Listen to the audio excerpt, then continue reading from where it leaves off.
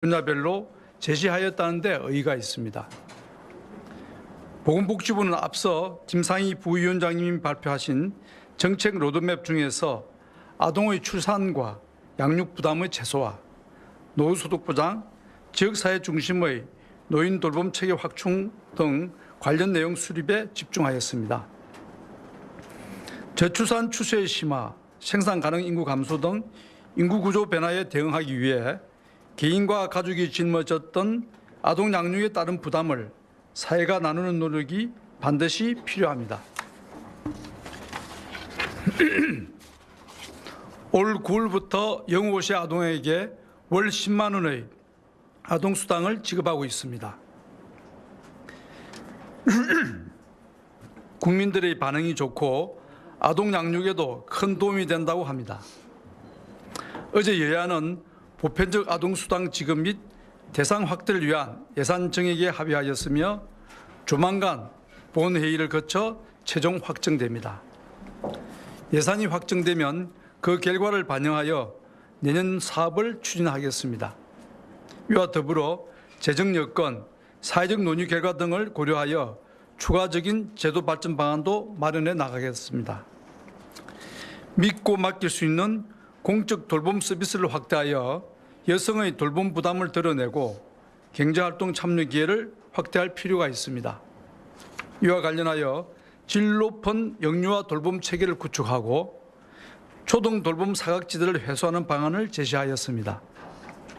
공보육 이용 아동 비율을 40%로 확대하는 계획을 1년 앞당겨 달성하고 교사의 근로 환경 개선, 자격체계 개편 등을 통한 보육 품질 향상, 통학 차량 안전 확인 장치 의무화 등 보육 환경의 안전 개선을 추진합니다. 돌봄이 필요한 모든 아이들이 돌봄 서비스를 이용할 수 있도록 학교와 지역사회가 함께 초등 돌봄 서비스도 대폭 확충해 나가겠습니다. 인구 구조 고령화에 대비하여 노후소득 보장 체계를 내실화하고 살던 곳에서 여생을 마칠 수 있게 도와드리는 고령자 돌봄 환경 조성이 필요합니다. 국민연금 등 공적연금의 노후소득 보장 기능 강화와 함께 재정의 안정성을 달성할 수 있도록 국민연금 제도 계획을 추진해 나가겠습니다. 정부안이 마련되는 대로 국민들께 보고드리고 경제사회노동위원회, 국회의 사전 논의가 효과적으로 이루어질 수 있도록 지원하겠습니다.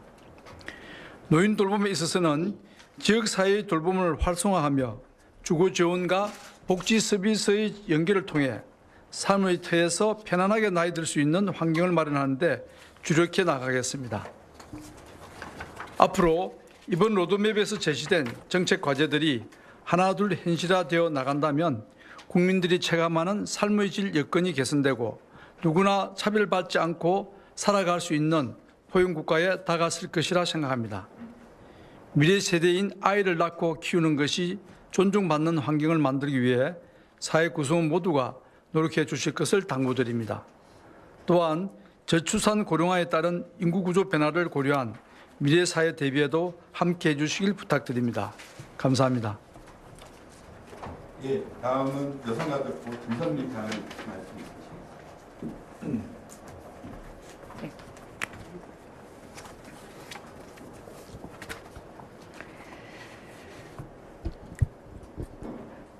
네, 여성가족부 장관입니다. 저희는 주로 싱글데디, 미혼모, 동거가족 등을 비롯한 다양한 가족들을 직접 만나서 이야기를 계속 들어왔습니다. 결혼과 가족에 대한 국민들의 가치관과 인식은 빠르게 변화하고 있으나 가족제도는 이러한 사회적 변화를 따라가지 못하고 있습니다. 또한 여성들은 출산과 자녀 양육이 경력 단절로 이어질까 두려워하고 남성들은 육아휴직 활용이 현실적으로 어려운 기업 문화에 대한 고민을 토로하셨습니다. 이러한 문제를 해결하기 위해서 건강가정기본법을 전면 개정하고 비혼 출산 양육에 대한 차별 제도와 인식을 개선해서 혼인이나 출산 여부와 관계없이 모두가 당당할 수 있는 사회를 조성하겠습니다. 태어난 아이는 모두 존중받고 미혼모 부나 다문화 가족 등이 차별받지 않는 평등하고 포용적인 가족 문화를 만들어 나가겠습니다. 아이돌봄 서비스는 금년 8월에 개선 대책을 발표한 바와 같이 수요자의 부담을 획기적으로 줄이면서 서비스 이용 가구를 확대하여 돌봄의 사각지대를 해소하고 신청, 대기, 관리 시스템 및 모바일 애플리케이션을 구축하는 등 이용 편의성을 높여서 아이돌봄 서비스의 질과 신뢰를 높여나갈 계획입니다. 한부모 가족의 자녀 양육 부담을 줄여주기 위하여 아동 양육비 지원을 확대하고 일상 속 차별 사례 발굴 및 인식 개선도 지속적으로 추진해 나가고자 합니다. 정부와 공공기관을 대상으로 시행해온 여성 고위관리직 목표제를 민간기업으로 확대하겠습니다. 대중매체의 고정적인 성 역할에 대한 모니터링과 또 성평등 교육 확대를 통해 성차별 관행을 해소시켜 나가겠습니다. 고맙습니다. 예, 다음으로 국토교통부 김현미 장관님 말씀. 네. 건조하죠?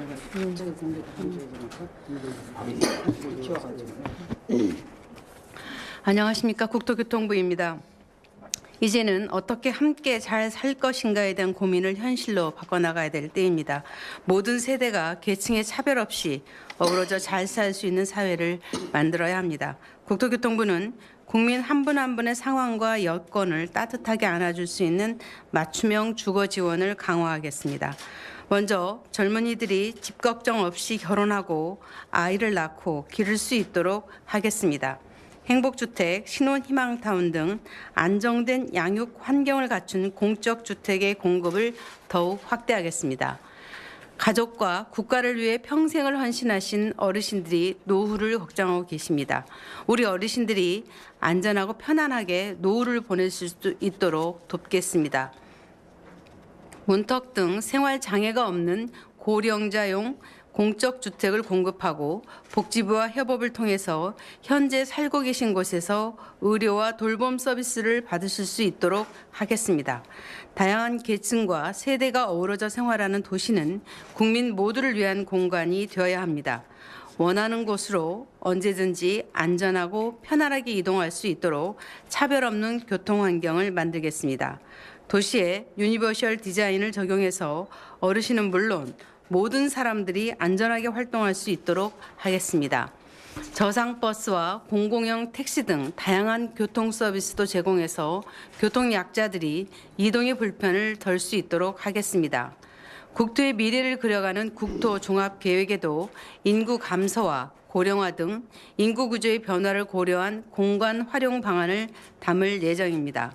또한 이번 로드맵에 명시된 주요 과제뿐만 아니라 모든 세대와 계층이 함께 행복할 수 있도록 필요한 일을 더 찾겠다는 말씀을 드리겠습니다. 주거를 포함한 보편적 복지를 실현하기 위해서는 정부와 지자체, 공공기관은 물론 기업과 사회 구성원 모두의 협력이 필요합니다. 함께 돌보고 함께 일하고 함께 노후를 준비하는 포용사회를 만들 수 있도록 공동의 노력을 당부드립니다. 감사합니다. 다음으로 고용노동부 임서정 차관님 말씀. 네, 고용노동부 차관 임서정입니다. 저희 고용노동부는 생산 가능 인구 감소와 더불어서 저출산, 고령화 등 인구 구조 변화에 효과적으로 대비하기 위해 여성의 노동시장 참여를 촉진하고 생산 가능 인구의 3분의 1을 차지하고 있는 신중년 일자리 기회를 확대하려는 노력을 더욱 강화할 계획입니다. 먼저 여성의 노동시장 참여를 촉진하는 내용입니다. 여성의 경우 우선 출산, 육아로 인한 경력 단절을 예방하기 위해서 임신, 육아기 근로시간 단축 청구권을 확대하고 고용보험 미적용자에 대한 출산급여를 지급하며 육아이주 급여를 인상하는 등 임신에서 출산, 육아까지 체계적으로 모성보호 지원을 강화하겠습니다. 아울러서 차별 없는 일자리 환경 구축을 위하여 노동위원회에 성차별 구제 절차를 도입하고 현재 5인 미만 사업장에 적용하고 있지 않은 임금 등 고용상 성차별 조항을 전 사업장에 적용하여 성을 이유로 한 피해나 차별을 근절하도록 하겠습니다. 다음으로 신중년의 일자리 기회 확대와 관련된 내용입니다. 50, 60 세대를 의미하는 신중년의 경우 주된 일자리에서 재취업 일자리 그리고 사회공헌 일자리로 이어지는 인생 산모작 기반 구축을 더욱 강화해 나가겠습니다. 우선 점진적 퇴직과 재취업 준비를 위해서 장년 근로시간 단축 지원금을 지속적으로 지원하고 사업주가 정년 이후에도 근로자를 계속 고용할 수 있도록 노력 의무를 부과하고 지원 방안을 마련하겠습니다. 또한 40대부터 미래를 설계 준비할 수 있도록 생애 경력 설계 서비스를 확대하고 신중년에 적합한 재취업 일자리도 확충해 나가겠습니다. 마지막으로 신중년이 퇴직 후 경험과 경력을 살려 지역사회에 공헌할 수 있도록 하는 기회도 더욱 확대해 나가겠습니다. 감사합니다. 예. 어제 관계부처 실무진들이 사전 설명을 네, 지금까지 저출산 고령사회위원회 저출산 고령사회 정책 로드맵 발표를 전해드렸습니다.